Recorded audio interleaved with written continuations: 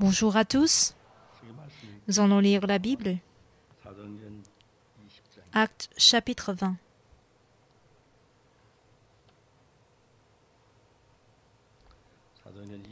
Actes chapitre 20, verset 7.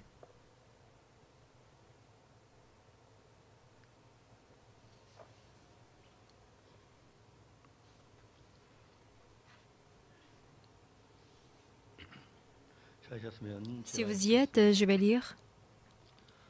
Le premier jour de la semaine, nous étions réunis pour rompre le pain. Paul, qui devait partir le lendemain, s'entretenait avec les disciples et prolongea son discours jusqu'à minuit. Il y avait beaucoup de lampes dans la chambre haute où nous étions assemblés. Or, un jeune homme nommé Eutychus, qui était assis sur la fenêtre, s'endormit profondément pendant le long discours de Paul. Entraîné par le sommeil, il tomba du 3e étage en bas et il fut relevé mort. Mais Paul, étant descendu, se pencha sur lui et le prit dans ses bras en disant « Ne vous troublez pas, car son âme est en lui. » Quand il fut remonté, il rompit le pain et mangea et parla longtemps encore jusqu'au jour après quoi il partit. Le jeune homme fut ramené vivant et ce fut le sujet d'une grande consolation. Jusqu'au verset 12. Si vous regardez la Bible, un jour, quand j'ai tenu une prédication au sujet d'Eutychus dans une église, mais on m'a dit quelque chose, pasteur, il faut commencer le culte à l'heure et terminer à l'heure.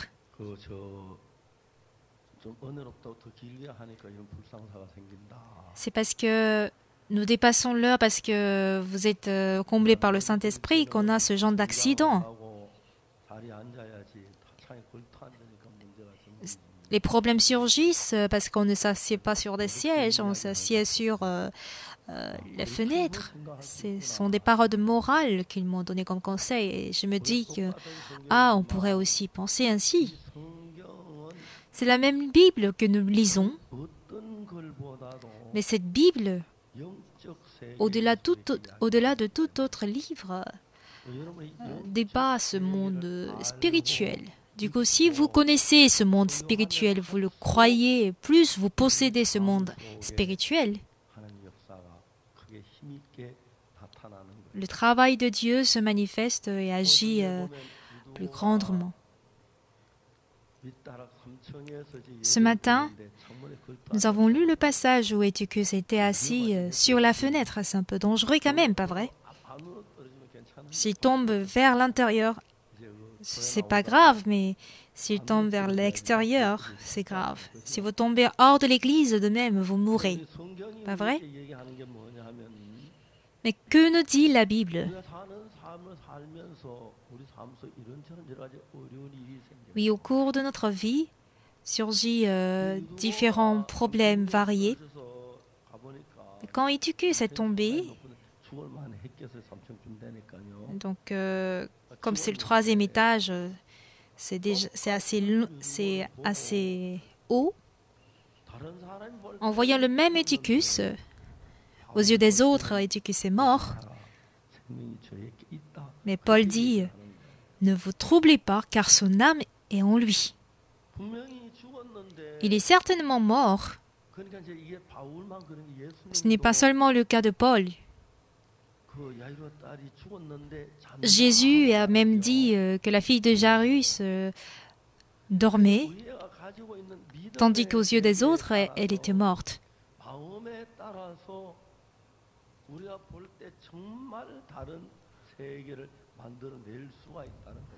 Donc, tout dépend en fait de comment on voit.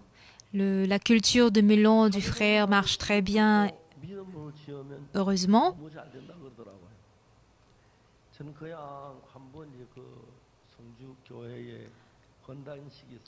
J'ai été de visite à l'église de Songju lors de l'inauguration de l'église de Songju. J'ai demandé est-ce qu'il y a un travail à faire en juillet. Ils ont dit oui, on peut. Le frère m'a dit qu'on récoltait ou on cueillait les melons jaunes en période d'été. Et le mois de juillet, il y a mes petits-enfants qui viennent des États-Unis. À partir de 4h30, on cueillait, mais déjà à 7h30, à 8h, il faisait extrêmement chaud. J'ai voulu arrêter, mais il a dit on va s'arrêter parce qu'il fait chaud. Il dit mais quand même, on peut continuer. Il dit il n'y a personne qui cueille au-delà de 7h.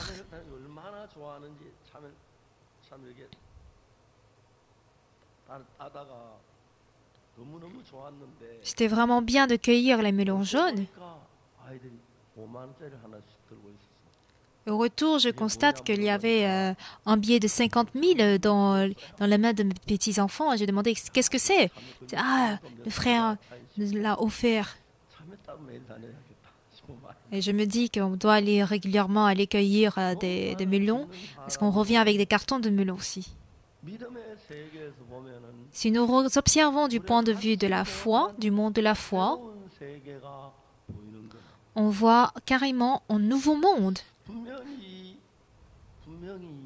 Certainement, sûrement, la fille de Jairus est morte, mais Jésus dit, elle dort.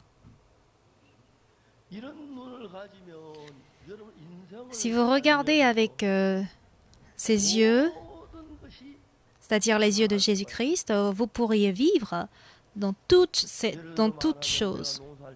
Je donne un exemple des cultivateurs. Les cultivateurs qui va pouvoir se décevoir de la situation mauvaise. Et au contraire, si on se dit, ah, c'est bien pour nous. L'apôtre Paul, prêchant l'évangile, il a pu déposséder le démon chez une fille. Il a chassé le démon qui était dans une jeune fille. Et parce que le maître de cette jeune fille gagnait de l'argent à travers elle, ils ont accusé cette Paul. Si vous regardez la Bible est assez intéressante dans la mesure où, vers l'après-midi, Paul était emprisonné, mais en pleine nuit, Paul et Silas étaient en train de louer Dieu et les prisonniers les écoutèrent. Ils étaient battus, frappés, donc ils sentaient forcément la douleur de leur corps. Ils se demandent quand est-ce que nous allons sortir de cette prison et ils seront pris par la peur et la crainte. Mais en pleine nuit, Paul et Silas louèrent l'Éternel Dieu et prièrent Dieu, et les prisonnières les ont écoutés.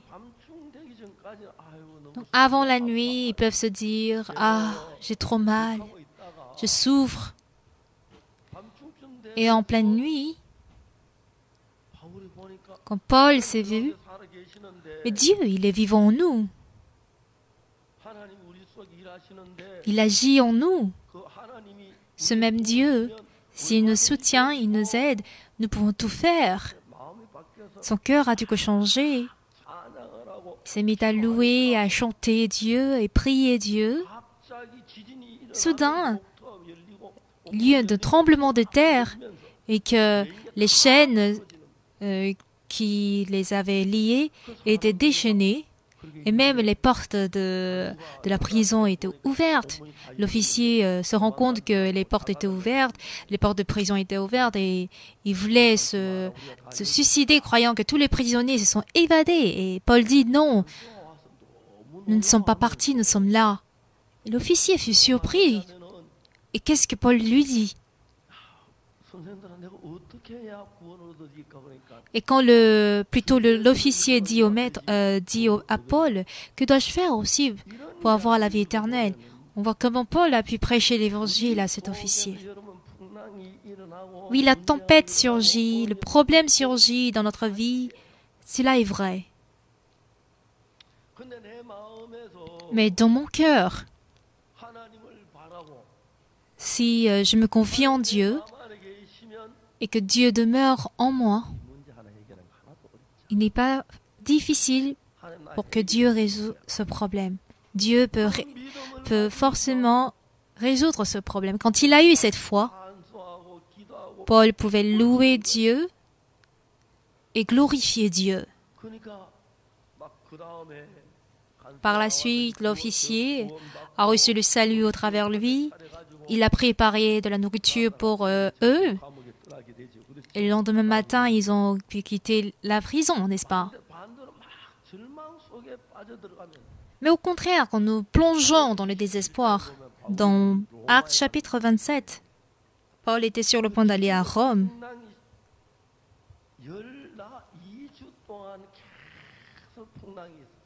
Mais malheureusement, il y a eu une tempête pendant 2 semaines.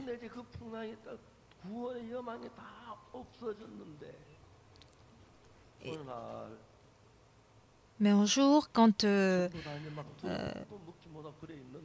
ils ont pu traverser la tempête,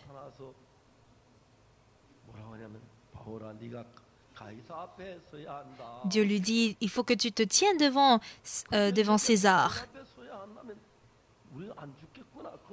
Ça veut dire, si tu te tiens devant le César, il ne va pas mourir. Et c'est quand il a eu cette foi que la tempête avait cessé. Si vous vous énervez parce que vous êtes dans une situation qui vous énerve, vous allez continuer par vous énerver et les conditions seront toujours là. Et quand il y a la tristesse qui vient et que vous êtes emporté par la tristesse, l'incident triste restera toujours le même. Dieu, il est tout-puissant. Ne peut-il pas faire pareille chose pour moi? Plutôt, on doit s'incliner vers la foi. Paul se dit, à demain, je m'en vais. C'était un dimanche, parce que c'est le premier jour après le sabbat. Le lendemain, il s'en va, donc il a parlé toute la nuit. Donc ce jeune homme, Eutychus, du 3e étage, qui est assez long, assez haut quand même. Bon, s'il s'endort et qu'il tombe vers l'intérieur, il n'y a pas de problème. Mais le problème, c'est qu'il est tombé vers l'extérieur, du coup, il est mort. Dans le cœur de Paul, c'est parce que ma prédication était trop longue. Le jeune homme qui est venu écouter ma prédication est mort. Ce n'est pas bien aux yeux des autres. Quand, au contraire, Paul le regarde au travers les yeux de la foi, ce n'est pas un problème que Dieu ressuscite ce mort Eutychus. Il a eu cette foi. Non, la vie est en lui. Et quelque temps plus tard, ce jeune homme se réveille. Donc imaginez la joie de Paul. Vous allez vous dire, c'est juste une histoire qui a été inventée par quelqu'un d'autre. Non, Dieu ne nous ment jamais. Donc, du coup, au cours de notre vie, il y a des gens qui n'a pas en fait les difficultés, qui n'a pas de tristesse. Tout le monde là. Tout le monde a des difficultés, tout le monde a des problèmes. Mais quand nous avons ce genre de difficultés et que nous avons ce genre de problèmes, ne regardons pas nos problèmes avec nos yeux. Si Dieu me vient en aide, que se passera-t-il? Voici la question dont on doit se poser. Dieu est là, il m'aime. Si je regarde du point de vue de Dieu, il y a toujours de quoi espérer. Oui, certes, Eutychus est mort, mais Paul a regardé du point de vue de Dieu. Et du point de vue de Dieu, il est capable de sauver, de ressusciter. Et parce qu'il avait cette foi, ce jeune homme s'est réveillé de la mort, comme s'il était en train de dormir et qu'il a eu encore la respiration et qu'il est revenu à la vie. Alors, bien-aimés, il faudrait que nous réfléchissions en tant qu'un homme de Jésus-Christ, un chrétien.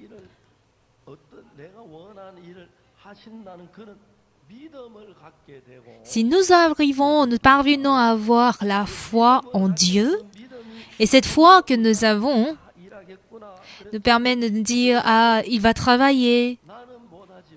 Mais au-delà, à un moment donné, on se dit, moi, je ne peux pas faire, mais s'il s'agit de Jésus, il peut le faire plus que autre. Si Jésus ne travaille pas, comment est-ce que moi, je peux faire? Donc, quelles que soient les difficultés qui peuvent surgir, si je m'inquiète uniquement, je me soucie, les problèmes resteront tels. Si Jésus vient en aide, tout deviendra comme une grâce. C'est ce genre de cœur qui peut surgir dans ma vie. Il y a très longtemps, après mon service militaire, je crois c'est dans les années 1980,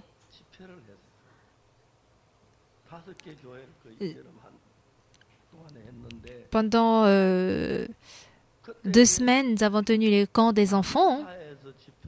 Après le séminaire à Namsa, on allait dans une autre ville appelée Weim.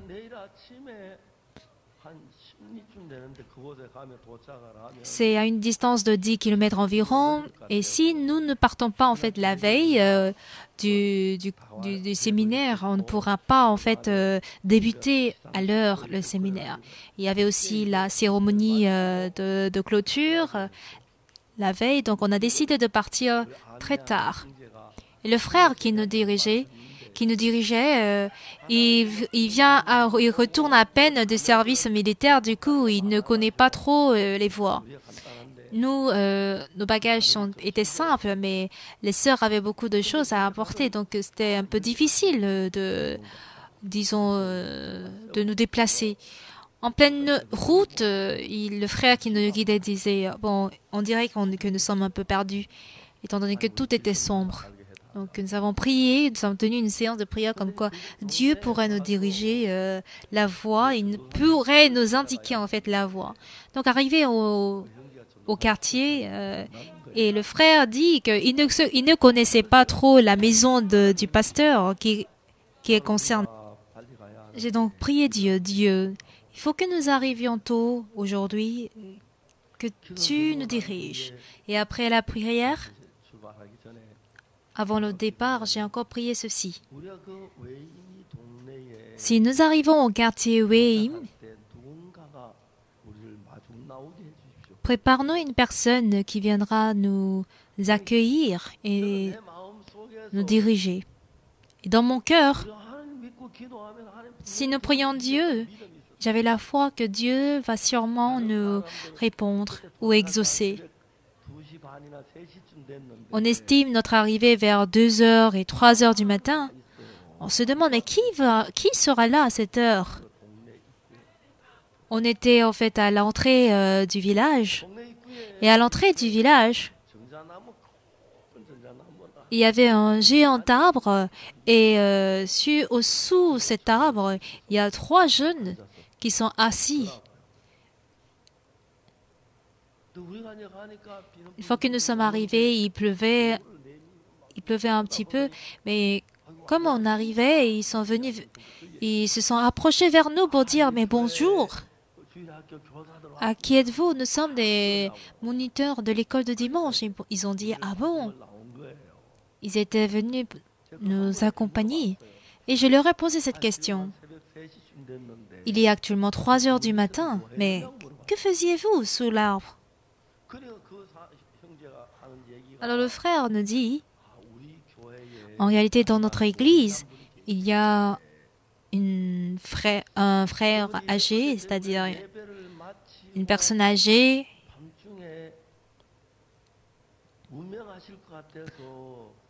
Il avait l'air de décéder en fait cette nuit. Nous sommes réunis alors pour que nous soyons avec lui jusqu'à ce qu'il rende l'âme. On était juste sortis parce qu'on a attendu des heures et des heures, mais il n'est pas encore décédé. Donc on était sortis pour prendre de l'air et c'est là que vous étiez arrivés. Vous savez, en fait, quand dans un petit village et que quelqu'un décède, c'est un programme de tout le village. Donc tout le monde est au courant. Donc, on ne peut pas, du coup, mener une activité de l'église. Donc, j'ai prié pour que le vieux père ne décède pas au cours de notre camp. Et véritablement, il n'était pas mort au cours de notre séminaire. Il était vivant jusqu'à la fin de notre séminaire. Je ne sais pas comment exprimer cette reconnaissance. Donc, selon notre point de vue, il ne faudrait pas que nous regardions encore une fois avec notre propre calcul. Si nous regardons par les yeux de Jésus, choses qui semblent impossibles à nos yeux deviennent possibles. Ce jeune homme, Eutychus, était mort en étant tombé de fenêtre.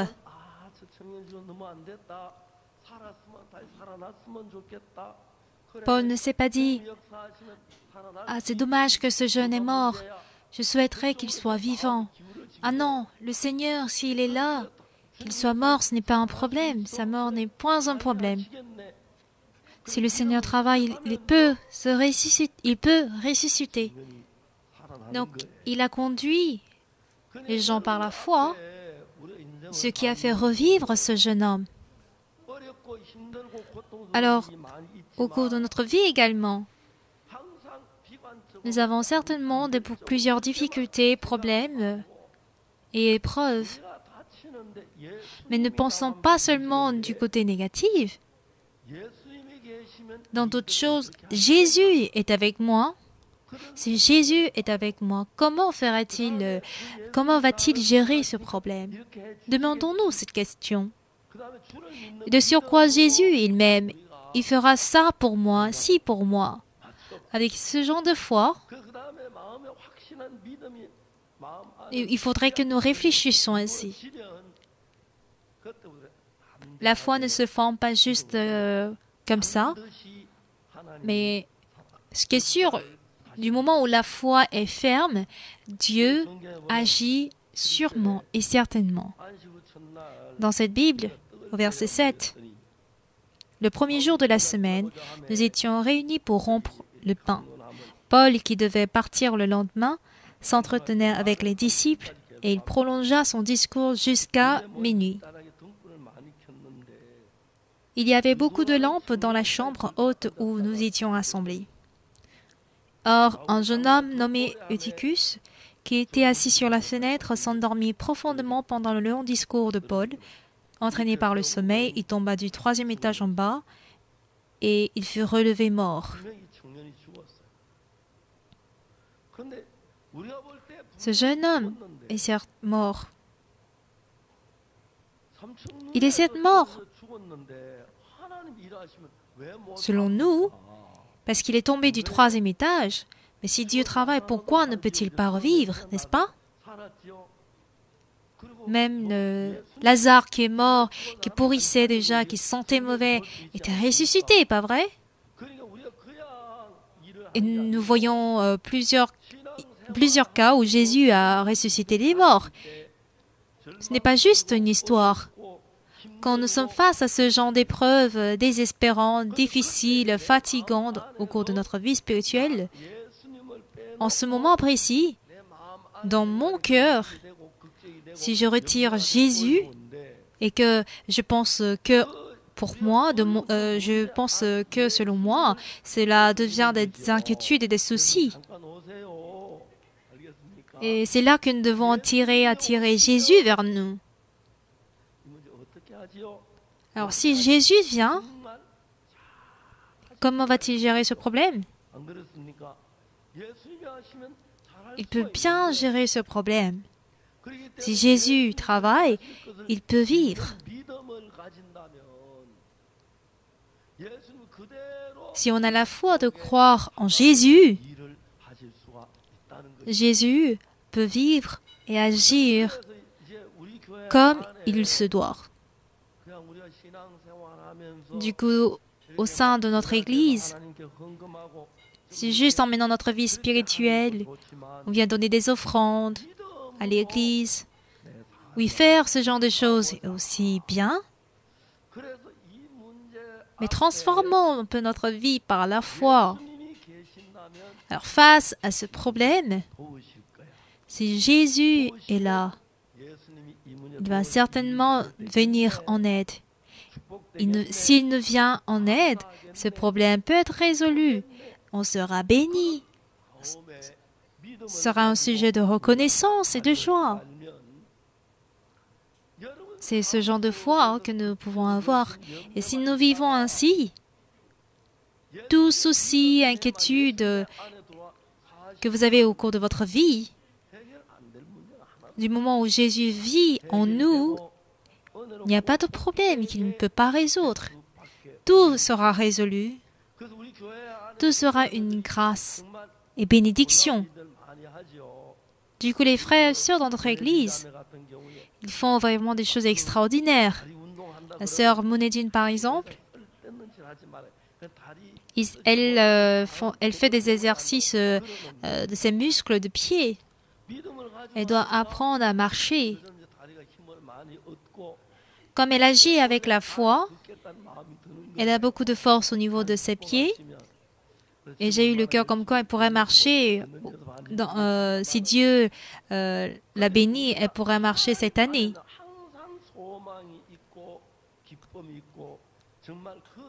Dans le Seigneur, en tout cas, il y a toujours l'espoir, il y a toujours de la joie. Alors, quoi qu'on fait face, on a toujours cette bénédiction et cette grâce en Dieu.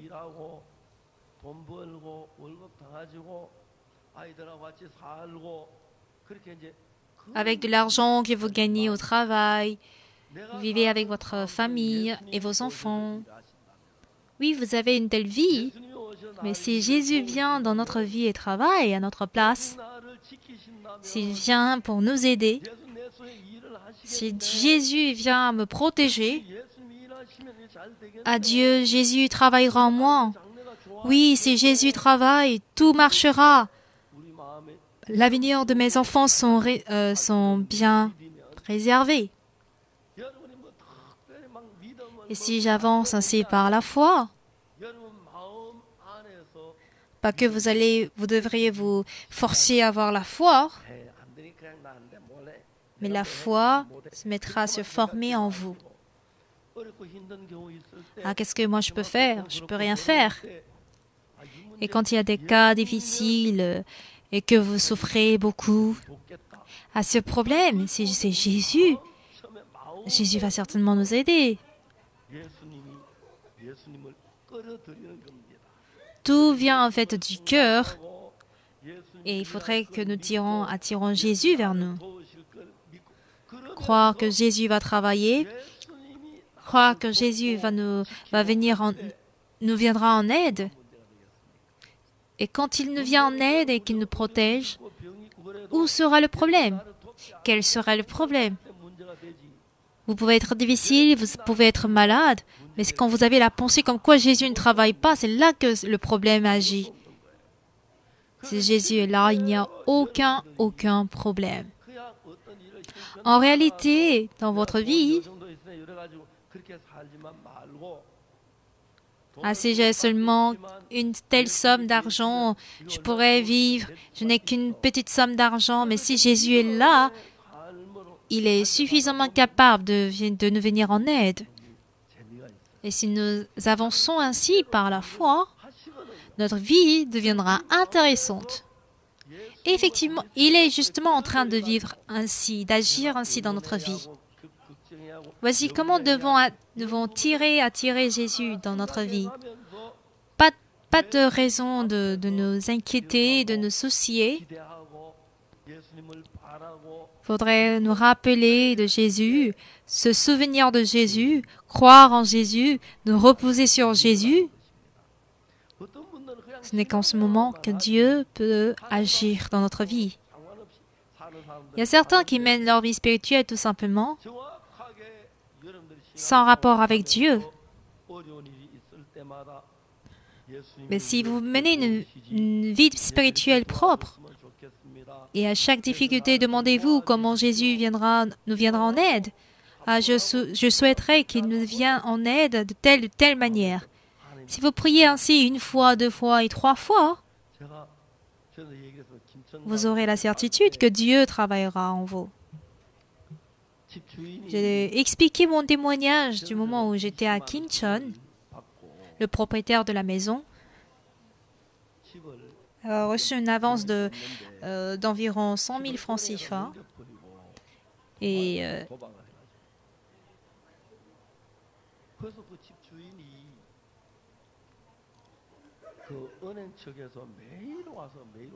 le propriétaire avait pris cette somme, malheureusement, pour s'enfuir.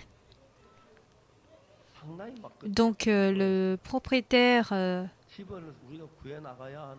disons, la banque venait me demander de vider la chambre.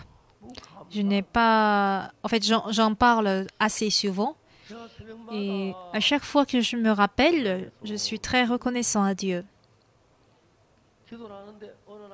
J'ai prié, en fait, dans la chambre presque tous les jours. Et un jour, en priant,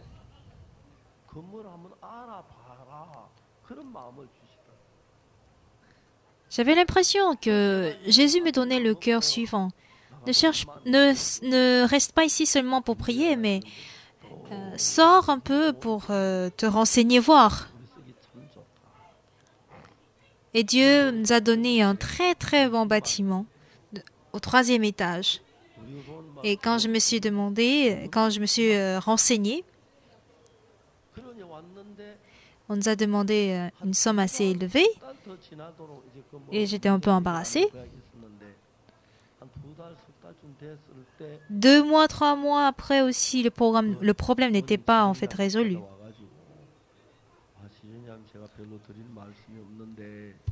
Et l'employé en fait de la banque qui était venu me voir. Je lui ai dit en fait je m'en vais à Daegu parce qu'il y a un travail à faire. Il a dit ok d'accord allez-y. Et il a pris aussi le même ticket de bus que moi. On a voyagé ensemble. En l'écoutant en fait qu'est-ce que je me suis dit? Est-ce que ce problème peut être résolu par moi? Je dis bien non. Mais pourquoi tu ne parles pas du Seigneur? Parce que je n'y ai pas parlé du tout de Jésus-Christ. Je ne dois pas forcer à parler de Jésus-Christ. En tout cas, j'ai eu ce mauvais cœur. Si le Seigneur travaille ou le Seigneur agira, pourquoi ne pas parler de lui? Pour la première fois, j'ai parlé de lui. Monsieur,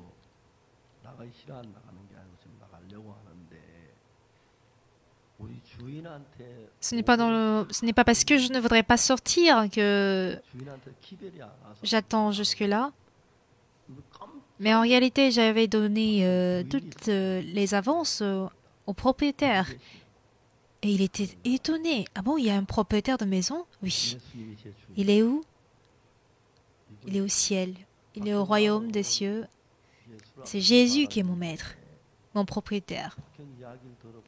Monsieur Park, je ne suis pas un croyant, mais en écoutant Monsieur Park, j'ai été touché par ce que vous avez dit. J'espère que vous allez prier davantage pour que votre Dieu exauce votre prière. On s'est séparés ensuite. Après avoir vu essayer de voir des chambres à Daegu, j'ai eu le cœur comme quoi, qu'en est-il du bâtiment que tu as vu la dernière fois? Ah si, c'en est le cas, c'est très bien. Et je me dis que cette maison dont Dieu me donne le cœur d'y aller a été déjà prise par quelqu'un d'autre, mais l'affiche à louer était toujours affichée dans cette maison.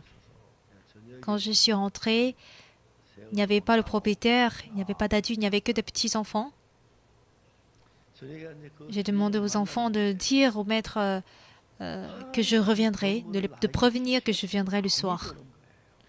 Et le soir, là, j'avais la foi, le cœur que Dieu nous donnerait cette maison, alors que je n'avais aucun sou sur moi.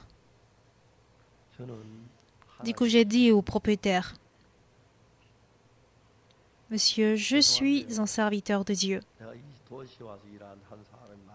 Je suis désolé, mais quelqu'un m'a escroqué en fait dans cette ville. J'étais dans une chambre à louer de 200 000 won. c'est-à-dire $200, mais il a pris mon argent pour s'enfuir. Du coup, je suis obligée de sortir de la maison sans avoir rien sur moi. En réalité, je n'ai aucun argent. Si vous me permettez d'utiliser cette maison, je l'utiliserai. Il a fermé les yeux, puis il a réfléchi pendant longtemps. Je suis un ancien de l'église Chija, au quartier Chijado. Dieu m'a donné cette maison auprès des grandes routes. Si le Seigneur de Dieu, si le serviteur de Dieu désire l'utiliser, pourquoi je vais l'empêcher? Utilisez-le. J'étais très reconnaissant. Et quand j'étais sur le point de partir,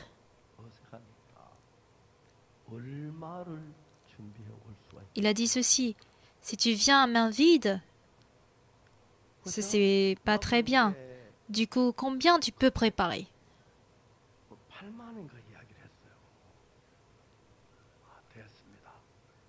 Sans le savoir, j'ai dit $80. Il a dit, ok, très bien, apportez-moi $80. J'ai regretté pourquoi j'ai dit $80. Où est-ce que je pourrais trouver $80?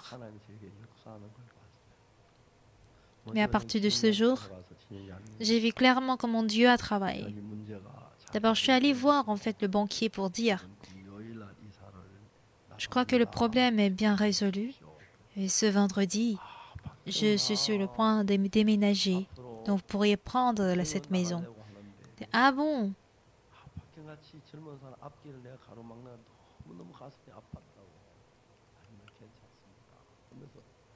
Il a dit qu'il avait tellement mal au cœur d'empêcher d'être une barrière de la vie d'un jeune homme comme M. Park. Alors qu'il est en train, parce qu'il est en train de préparer en fait les élections législatives.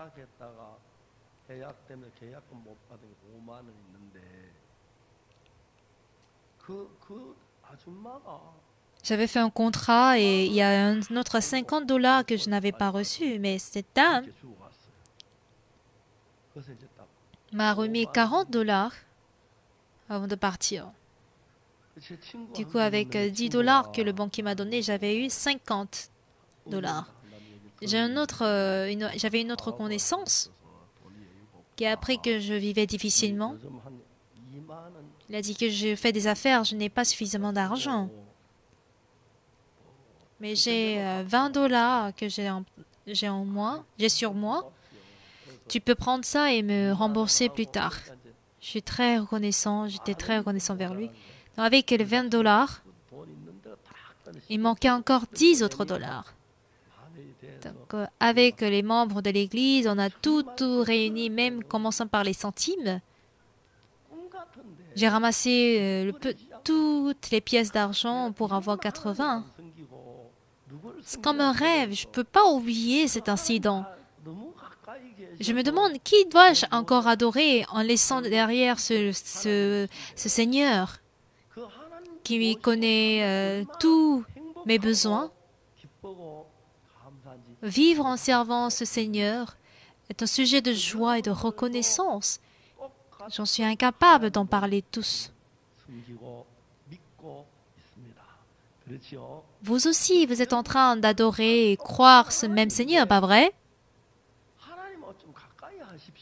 Il s'agit du même Dieu. Du coup, approchez-vous de ce Dieu, d'accord? Ne soyez pas assis en train de vous soucier, de vous inquiéter. Même moi, je discute beaucoup avec Dieu, d'accord? En lui disant, j'ai telle difficulté, Seigneur, aide-moi. Je discute avec lui. Oui, il y a des moments où c'est pesant, mais si je me repose sur Dieu, Dieu nous aide suffisamment. Donc pour des moindres choses, Dieu, c'est Dieu qui a certainement agi pour telle chose. Ce n'est jamais l'homme. C'est là qu'on a une foi ferme. Du coup, ça nous donne envie d'essayer 2 fois, d'essayer 3 fois. Dieu nous a donné la bénédiction dans notre cœur, ce qui donne la bénédiction dans notre vie. Tout le monde est difficile, tout le monde a des difficultés dans la vie. Mais si nous plongeons seulement dans les soucis et dans l'inquiétude, il n'y aura que des soucis et des inquiétudes qui resteront dans notre cœur. Ne restez pas en train de vous soucier, de vous inquiéter. Appliquez Dieu dans tout cela pour lui dire, Seigneur Dieu, nous manquons assez d'argent. Mais qui va le résoudre? Si le Seigneur, toi, tu le fais, cela est possible. Mon fils a par exemple un tel problème, mais prends charge de ce problème.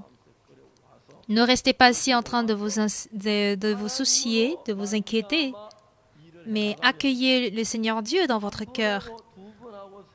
Et si vous agissez par Dieu, plus vous allez agir une fois, 2 fois ou 3 fois, votre foi grandira. Et quelles que soient les difficultés qui vous parviennent, vous aurez la foi ferme, comme quoi Dieu travaillera. Et quand nous voyons comment Dieu agit, nous sommes très reconnaissants, n'est-ce pas? C'est merveilleux. Dans les années 1999, quand mon ventre était malade, Dieu a guéri mon ventre. Le Seigneur qui a aussi guéri mon estomac. Ce Seigneur est vivant en nous.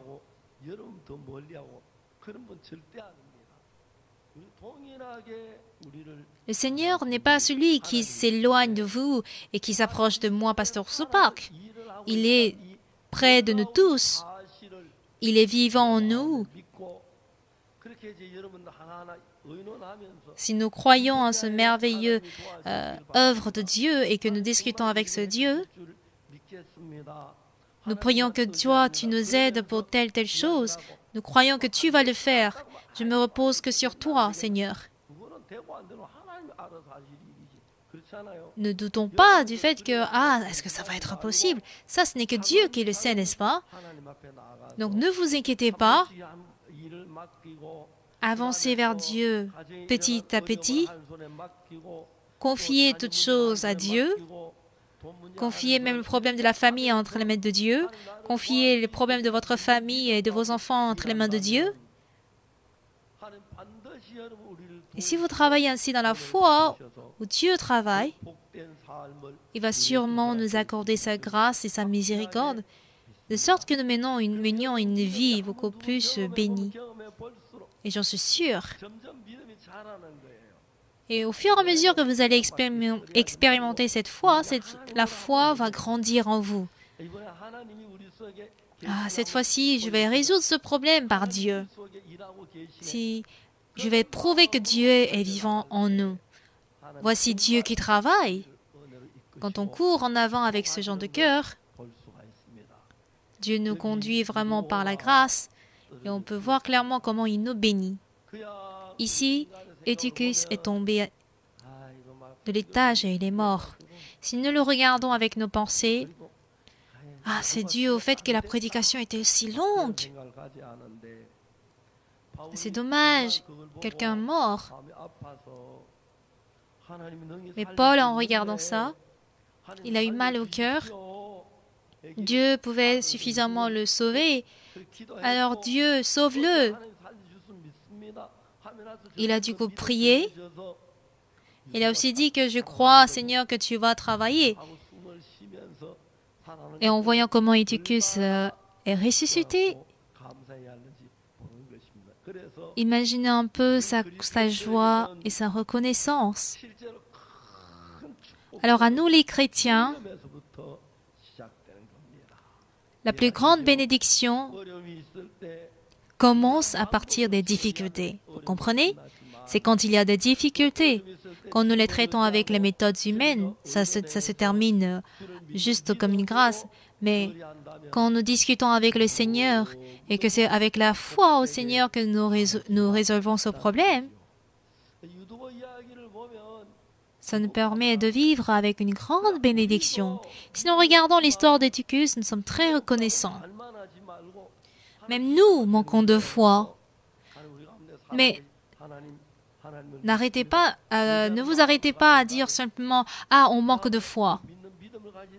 Si vous avez la foi que le Seigneur travaille et que vous avancez avec cette foi, Dieu va sûrement travailler, il sera vivant en vous et il va travailler certainement. Après mon salut, ce qui se passe aujourd'hui, je ne pouvais pas l'imaginer. Mais quand j'ai affronté ces choses une fois et deux fois et voyant comment Dieu travaille, je ressens fortement comment ma foi grandit. Du coup, quand vous vivez en Jésus, ne laissez pas Jésus s'amuser, se reposer, d'accord? N'ayez pas peur de fatiguer Jésus-Christ, de se dire que « Ah, Jésus, il sera fatigué, il doit se reposer. » Non, appelez Jésus tous les jours, d'accord? Il n'y a que le Seigneur, toi seul, qui peut résoudre ce problème. Donc, résous ce problème. Nous croyons que tu vas le résoudre. Donc, encore une fois, quand je fais face à un problème, même si Dieu se repose, il ne va pas s'énerver du fait que vous le réveillez, que vous l'appeliez, d'accord? Il le fera avec joie, il prendra plaisir. Donc, soumettez tous les problèmes à Dieu. Et si vous avez la foi qui travaille, Dieu va certainement travailler avec puissance. Et je suis sûre que vous mènerez une vie de gloire et de joie.